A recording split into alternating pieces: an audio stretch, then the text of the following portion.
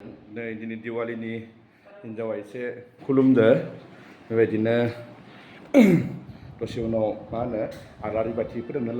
लासिगोन लोगोसेनो बयनिसिमबो दिनै दिवालीनि बयनिसिमबो गोजोन हामलायनाय बावहरनाय थाबाय बयनिबो न'खराव जाहाथे दिवालीनि बायदिनो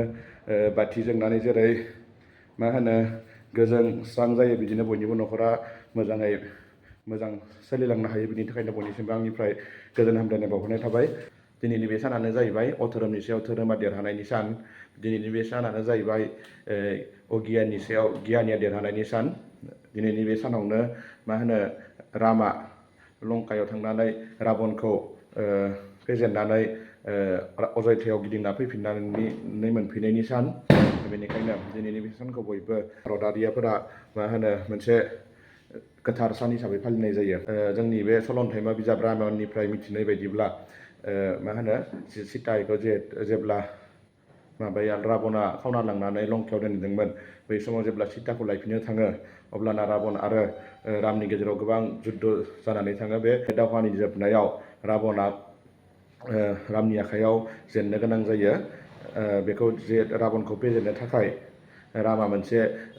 सक्तिनि फुजा होयो बे सक्तिनि फुजायानो जाहैबाय दुर्गा फुजा होयै जेब्ला बोर मोनो अब्लानिया मा होनो दुसेरा खालि जायखौ जोङो जोबथा दुर्गा फुजानि जोबथा सान बेखौनो दुसेरा होनो आरो बेखौ बिजया दशमीबो होनो बै दिना राबनखौ गावथारनो हायो आरो देरहानानै गिदिंनानै फैफिनै अयध्यासिम मोनफैनो गासै 20 सान लायो बेनिखायनो 20 साननि उनाव जेब्ला अयध्यायाव रामा सीताखौ लानानै मोनफैयो अब्लानो अयध्यानि एबा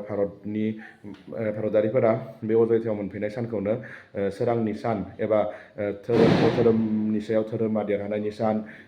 अगियाननि सायाव गियानिया देरहानायनि सान खोमसिनि सायाव सोराङा देरहानायनि सान हिसाबै आलारि बाथि फोजोंनानै बयबो बे सानखौ फालियो बेनिखायनो बेखौनो मा होनो बै समनिफ्रायनो दिनैसिमबो दीपावली हिसाबै एबा दिवाली हिसाबै फालिबोगासिनो दङ गामि जोंबो गोदोनिफ्रायनो मा होनो बेबायदि आलारि बाथि फोजोंनाय नुबोदों स' बे आलारि बाथि बा बेबायदि गोथार सानजों लोगोसे बयनिबो जिउआव जाहाथे गोजोन बारलाङो बेखौनो आरोबाव खनसे फिन बयनिसिमबो गोजोन हामलायनाय बावहरनानै बयनिसिमबो खुलुमनाय जासिहरनाय जाबाय गोथार दिवाली साननि